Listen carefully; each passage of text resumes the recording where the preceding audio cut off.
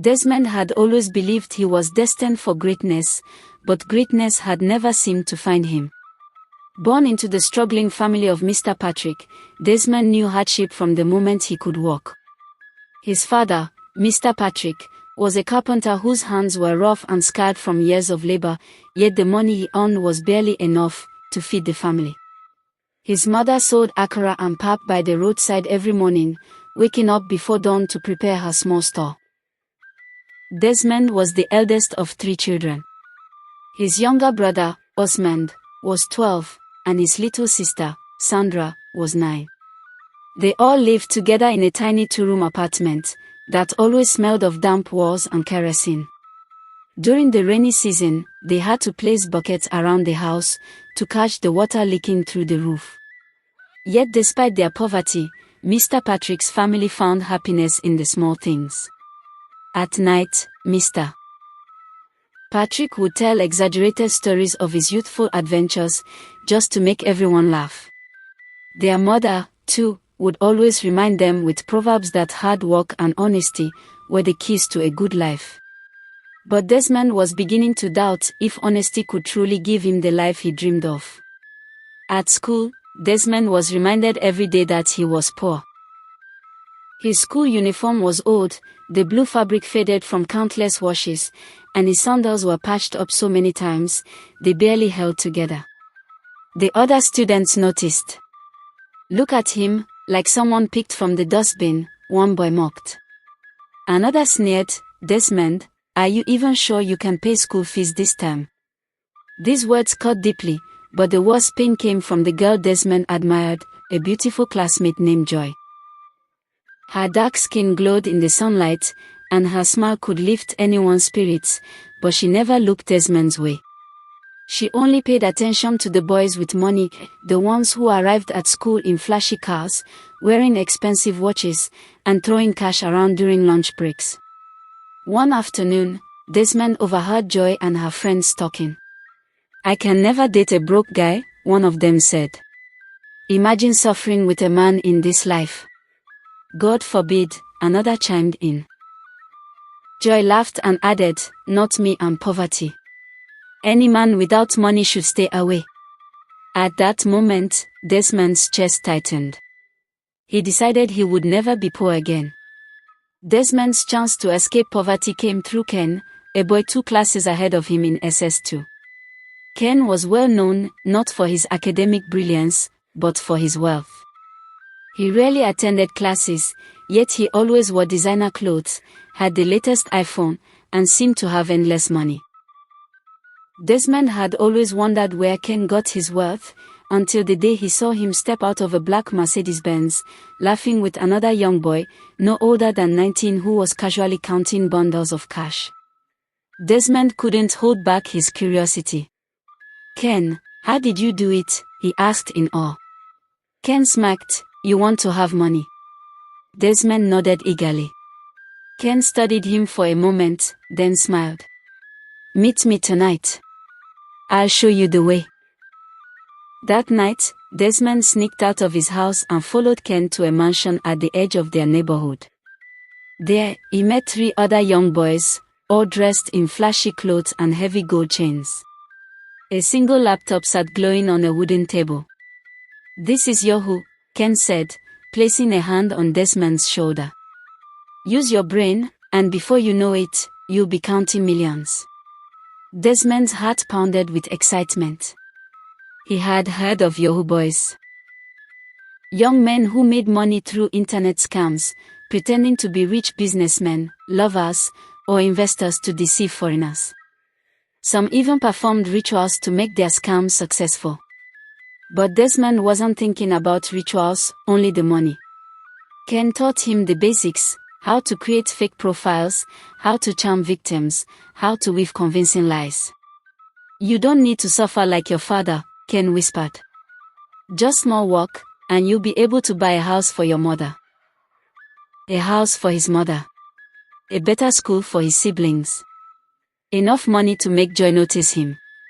"I'll do it," Desmond said, and with those words, he stepped into a world he barely understood. Days turned into weeks, and weeks into months. Desmond learned quickly. Every night he practiced, studying scam scripts, memorizing romantic lines, perfecting his typing skills. His first few scams failed, but one day, everything changed. A woman from the US named Karen Smith sent him $500. Desmond stared at the phone screen, hands trembling. He had never seen that much money before. Later that same day, he made another $1,000 from another victim. For the first time in his life, Desmond was rich. The transformation was immediate. Desmond no longer asked his parents for money, he gave them money. "Desmond, where did you get all this money?" his mother asked one evening as he handed her a thick bundle of cash. "I'm doing online business," Desmond replied, smiling. His mother narrowed her eyes. "What kind of online business?" she asked suspiciously. Desmond had prepared for this question. "I help people find love online. When they marry, they pay me commission." Though clearly unconvinced, the money was real. For the first time in years, they didn't have to worry about food. Osmond and Sandra got new school bags. His father bought new tools for his workshop. Even the villagers whispered, "Mr. Patrick's son has made it. He must have joined the Yahoo boys, but who cares? Money is money." But not everyone was excited. Osmond refused to take anything from Desmond. "Brother Desmond, where is this money really coming from?" Osmond asked one night. "Why are you asking me foolish questions?" Desmond snapped. Osmond shook his head. "I don't want trouble. I won't accept your money." Even little Sandra seemed uneasy. "Mommy said we shouldn't go near your room," she whispered. "She said your money is not clean." Desmond laughed it off, but deep down, his mother's warnings troubled him. She was watching him closely now. She knew something was wrong. But by the time Desmond realized how serious it was already too late. Desmond had tasted wealth, and now he was drowning in it. Since his first big payout, the money had not stopped coming. Every morning, his phone buzzed with alerts, $1,000 here, $500 there. He moved from scamming lonely women to pretending to sell fake properties to foreigners. Guided by Ken, Desmond's scams became more advanced. Within 3 months, Desmond had made over 10 million naira, and with the money came a new Desmond. He stopped wearing his faded clothes and started showing off in designer clothes and expensive sneakers. He bought a gold wristwatch and made sure it caught the sunlight whenever he walked past his classmates. Even his voice changed. "Who has time for school?" he would say, waving his hand dismissively whenever anyone talked about studying. And finally, Joy noticed him. One afternoon, as Desmond leaned against a rented black Lexus, Joy walked up to him, smiling sweetly. "Desmond, you're looking good," she said, letting her fingers graze his gold chain. Desmond smirked. "Now you're just noticing." She laughed, flipping her braids over her shoulder. "Maybe you can take me out this weekend." Desmond felt a rush of pride. The same girl who once ignored him was now practically begging for his attention. Money had changed everything. But while the outside world admired Desmond's transformation, his family saw something else. His mother tried to convince herself that Desmond's wealth was clean, but with every new expensive item he bought, her suspicions grew stronger. One night, she sat outside their small house and watched Desmond return home with a new iPhone, designer sneakers, and perfume that smelled like pure luxury. He hadn't worked a day in his life, yet he was spending like a politician. Her heart tightened. She had seen boys like him before, boys who bought cars, threw cash around, and then ended up dead or missing. She couldn't let that happen to her son. The next morning, she confronted him. "Desmond, sit down." Desmond barely looked up from his phone. "Mother, I'm in a hurry." "I said sit down," she snapped, her voice sharp. Startled, Desmond dropped his phone. He had never heard his mother speak so sternly. She looked him in the eye. "Tell me the truth. Where is this money coming from?" Desmond forced a smile. "Mother, I told you, online business." "Don't lie to me," she shouted, tears glistening in her eyes. His father, who had been quietly listening at the door, stepped forward. "My son," he said calmly, "money without a clear source never lasts. If you are doing Yahoo, stop now. Don't bring a curse upon yourself." Desmond's heart pounded. They knew. But he couldn't stop. Instead, he laughed. "Mother, father, please don't think like that. Life is about being smart. I refuse to suffer like you." His mother gasped. His father's face darkened. "Desmond, are you mad?" his father whispered. "Is it us, your parents, you are speaking to like that?" Desmond stood up, adjusting his gold chain. "If you don't want to eat the money I bring home, no problem. But don't disturb my life." With that, he stormed out. His mother broke down in tears. Desmond thought his younger siblings would still admire him, but he was wrong. One evening, he gave Osmond a brand new phone. "I don't want it," Osmond said coldly, pushing it away. Desmond frowned. "Why?" he asked. "I don't want it," Osmond shouted. Desmond turned to Sandra. "Baby girl, see the new dress I bought for you." Sandra shook her head. "Mommy said we shouldn't take anything from you." Rage bubbled inside Desmond. "So because of our mother, you won't accept my gifts?" "We don't want money whose source we don't know," Osmond said firmly. Desmond clenched his fist. "I'm trying to help you, and you're being ungrateful." But Osmond stood his ground. "We don't want your help." Desmond stormed out, realizing for the first time that his own family had turned against him. But it didn't matter, he was rich now. Word spread quickly around the village. "Mr. Patrick's son has made it," people gossiped. "The boy is buying lands everywhere." But some elders shook their heads at the village square. "Money that comes too fast, leaves even faster," one muttered. "If his hands aren't clean, may he not bring curses on us," another said. Even the pastor warned during Sunday service, "Young people, beware of wealth that is not from God. The devil gives money, but he takes your soul in return." Desmond laughed when he heard.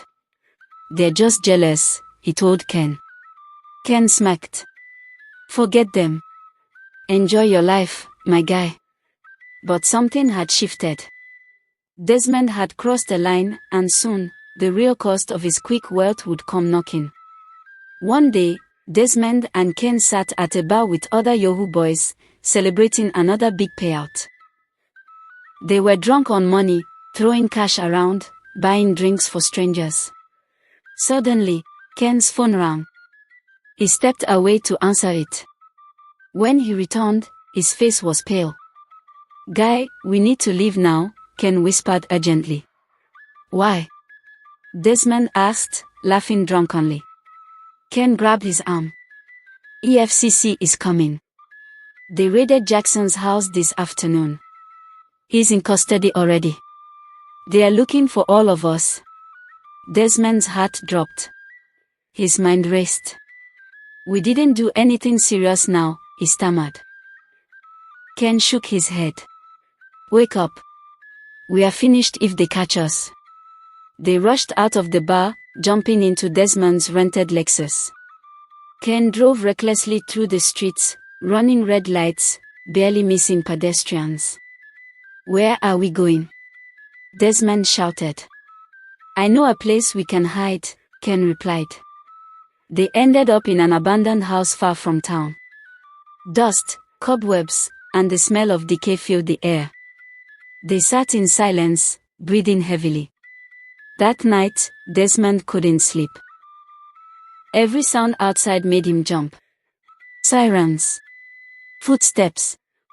Even the wind against the broken windows made his heart race. For the first time since he tasted wealth, fear sat heavily on his chest. Meanwhile, back home, Desmond's mother couldn't sleep either. She stayed up all night praying, tears running down her cheeks. God, wherever my son is, have mercy on him. Don't let him destroy his future. 2 days later, as Desmond and Ken tried to sneak into another town, they were surrounded. Police vans screeched to a stop. Armed officers poured out, guns raised. Lie down.